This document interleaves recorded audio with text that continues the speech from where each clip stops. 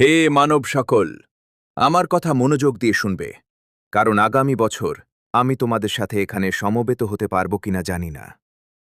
আজকের এ দিন, এ স্থান, এ মাস যেমন পবিত্র, তেমনি তোমাদের জীবন ও সম্পদ পরস্পরের নিকট পবিত্র। মনে রাখবে অবশ্যই, একদিন সকলকে আল্লাহর সামনে উপস্থিত হতে হবে।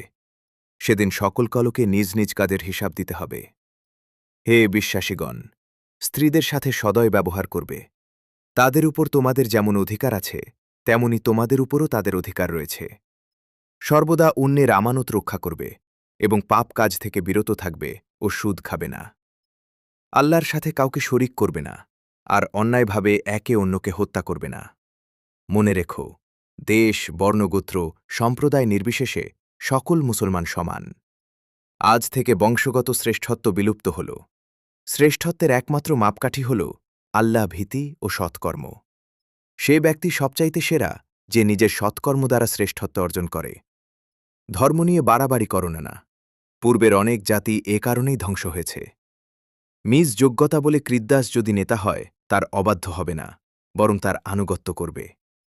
দাস দাসীদের প্রতি সৎ ব্যবহার করবে। তোমরা যা আহার করবে ও পরিধান করবে, তাদেরকেও তা আহার করাবে ও পরিধান করাবে। তারা যদি কোনো অমার্জনীয় অপরাধ করে ফেলে, তবে তাদের মুক্ত করে দেবে। তবুও তাদের সাথে দুর্ব্যবহার করবে না, কেননা তারাও তোমাদের মতোই মানুষ, আল্লাহর সৃষ্টি। সকল মুসলিম একে অন্যের ভাই, এবং তোমরা একই ভ্রাতৃত্বের বন্ধনে আবদ্ধ। জাহিলি যুগের সকল কুসংস্কার ও হত্যার প্রতিশোধ বাতিল করা হল। তোমাদের পথ প্রদর্শনের জন্য আল্লাহর বাণী এবং তার রাসূলের আদর্শ রেখে যাচ্ছি। এগুলো যতদিন তোমরা আঁকড়ে থাকবে, ততদিন তোমরা বিপদগামী হবে না। আমি শেষ নবী, আমার পর কোনো নবী আসবে না।